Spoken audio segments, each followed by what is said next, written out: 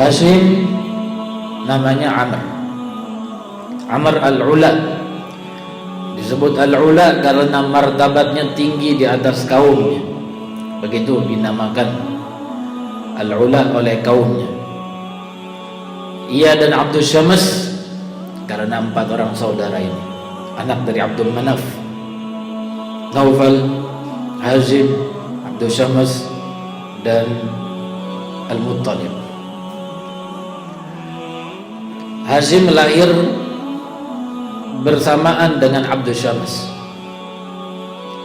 dan kejadian terjadi di waktu dilahirkannya beliau dengan Abdul Syams bahwa jari kakinya Hashim nempel di jidatnya Abdul Syams.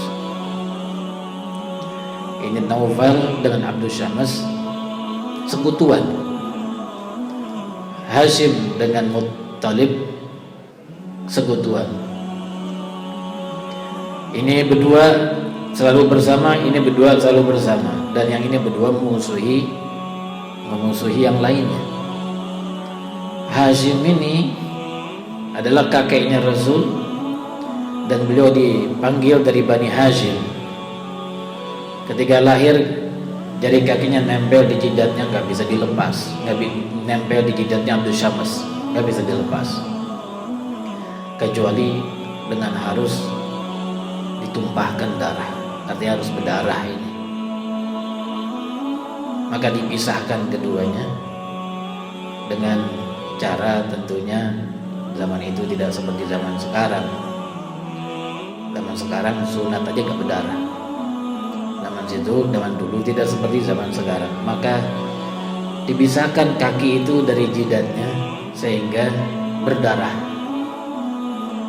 Kaumnya pun bilang, ini di masa yang akan datang akan terjadi tumpahan darah di antara kedua. Karena tasyahum melihat kejadian itu. Ada darah di antara Hashim dan Abdul Syams ketika dipisahkan waktu bayi. Maka ternyata benar. Kejadian permusuhan pertama muncul antara Hashim, kakeknya Nabi ini, dengan keponakannya sendiri bernama Umayyah bin Abdul Syams. Jadi bukan sama Abdul Syamsnya, sama anak keponakannya kan berarti. Umayyah ini gak bisaan ngelihat Hashim dihormati di kota Makkah lebih dari dirinya. Karena Hashim ini dinamakan Hashim, kan namanya bukan Hashim. Namanya tadi siapa? Amr. Namanya Amr. Lalu kenapa jadi Hashim? Hashim itu diambil dari kata Hashama. Hashama artinya numbuk atau mecahin, ngalusin. Jadi ceritanya Amr sewaktu di musim paceklik di kota Makkah, orang pada kelaparan. Beliau pulang dari negeri Syam, dengar demikian, maka beliau beli roti yang banyak dan juga daging yang banyak. Kemudian ditumbuk sampai halus, dibuat makanan, lalu dibagikan kepada orang Mekah semuanya yang kelaparan. Dari sejak itulah beliau dinamakan Hashim. Kedermawanannya itu yang membuat beliau dijuluki demikian. Dan disebutkan bahwa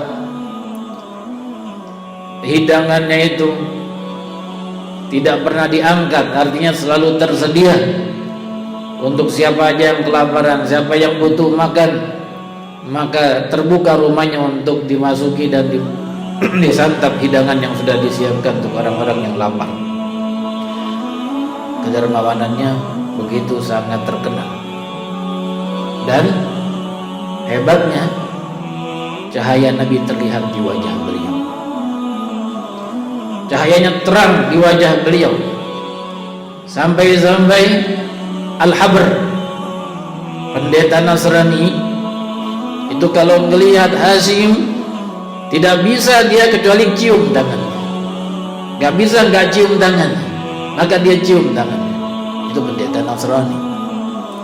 lihat wajah Hazim langsung cium tangannya. Gak bisa kalau nggak cium tangannya, karena dia wajah yang terang, sebab di wajahnya ada cahaya Muhammad bin Abdullah sallallahu alaihi wasallam. Dan juga disebutkan oleh ulama sirah, tidaklah beliau jalan di satu tempat melainkan tanaman-tanaman pada sujud kan. Ini sejarah yang bicara, bukan dongeng ini. Ya, kalau Superman, Spiderman dongeng. Nggak ada orang terbang pakai sayap doang, pakai apa namanya? Pakai kain doang di belakang. Yang ada ini cerita yang benar dan cerita diangkat karena kenyataan. Beliau tidak lewat di suatu tempat melainkan pada bersujud kepada beliau, karena wajah Nabi itu menyimpan cahaya sang Nabi, sehingga karena tampannya itu wajah sebab cahaya itu dan kedermawannya yang mendunia, bukan cuma nasional, mendunia. Kenapa? Karena Raja Romawi dengar dengan kedermawanannya. Lalu dipanggil Hazim ke Roma. Katanya, datang sini, aku punya putri raja nih. Aku punya perempuan, punya anak perempuan, punya putri. Di negeriku tidak ada yang lebih cantik darinya. Datang sini, aku kawinkan engkau dengannya. Kata ulama, pengen bener ini raja menikahkan Hazim kakeknya Rasul dengan anaknya, dengan putrinya, hanya karena ingin mendapatkan cahaya Nabi yang ada di wajahnya. Sebab dia tahu dari Injil tentang sifat-sifat Nabi akhir zaman. Maka beliau menolak. Dan Nabi, kakek Nabi yang bernama Hashim ini menolak. Yang kemudian menikah dengan yang ditakdirkan Allah Subhanahu wa ta'ala. Kembali kepada perseteruan antara Hashim dengan Umayyah bin Abdul Syams, keponakannya sendiri. Persetujuan pertama, ramalan dari orang-orang Arab di zaman ketika beliau lahir, bahwa akan ada pertumpahan darah di antara keduanya dan permusuhan. Maka ketika Umayyah ini melihat kemuliaan dan kedermawanan dan penghormatan yang dimiliki oleh Hashim, dia ingin nyaingin. Maka dia pun berusaha untuk dermawan. Ya. Tapi rupanya, kata ulama, sufi laisa kal mutasawwif. Orang sufi bukan seperti yang belagak sufi. Ya. Kan pembalap bukan seperti orang yang belagak balapan. Yang ahli bukan yang seperti nyontoh-nyontohin, yang mau niru-niru. Rupanya dia nggak mampu mengikuti kedermawanan Hashim. Orang-orang Arab pun pada ngeledekin orang-orang di zamannya, ngeledekin si Umayyah. Makin dia menyimpan satu kemarahan di hatinya. Lalu dia tandang pamannya sendiri ini. Katanya kepada Hashim, hayya ilal munafarah, ayo kita bertanding munafarah. Apa munafarah? Munafarah itu bertanding untuk menunjukkan siapa yang lebih mulia, siapa yang lebih bermartabat. Maka Hashim karena kebesaran jiwanya tidak mau meladenin itu.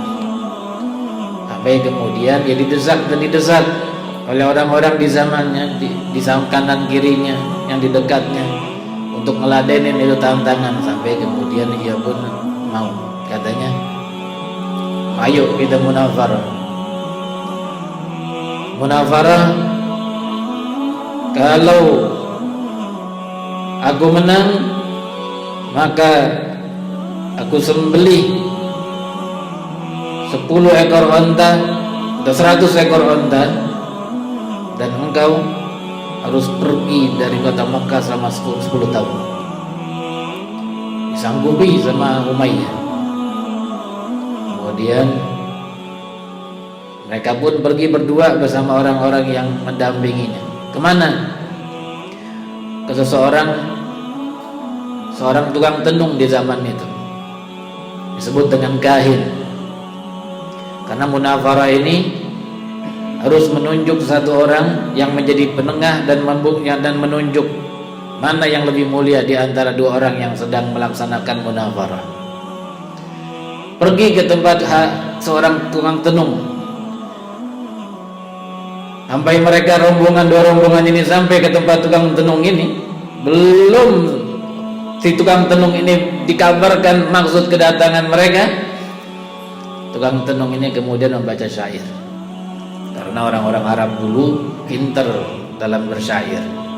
Apa katanya? Wal qamaril bahir wal kawakibiz zahir wal ghamamil matir wa ma bil jawmin ta'ir wa mahdada ala musafir ilin musafir min munjid wa a'ir laqad sabaqa Hashim Umayyah ilal mafakhir. Ini tukang tenung belum dikasih tahu maksudnya apa mereka nih, rombongan berdua mau datang, rombongan Hashim dengan rombongan Umayyah. Tiba-tiba dia ngomong begitu, tadi artinya demi bulan yang begitu menawan, demi bintang-bintang yang begitu bercahaya, demi awan yang menjatuhkan air hujan, demi cuaca berikut burung-burungnya, demi udara berikut burung-burungnya, sungguh Hashim itu lebih mulia daripada si Umayyah. Belum dikabarin, tiba-tiba kahin ini tukang tenung yang menjadi penengah antara keduanya sudah ngomong begitu.